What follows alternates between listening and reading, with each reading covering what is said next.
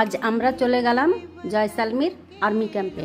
এই ক্যাম্পে ইন্ডিয়ান আর্মিদের জয়ের মুহূর্তগুলো দেখানো হয়েছে।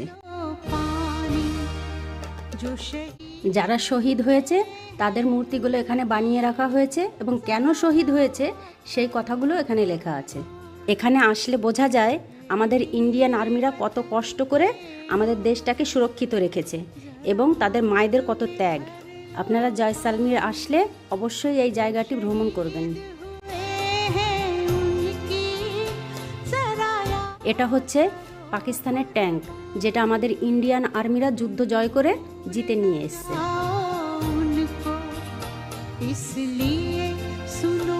দেখুন আমাদের ভারতবর্ষের পতাকা কি সুন্দর আকাশে উঠছে।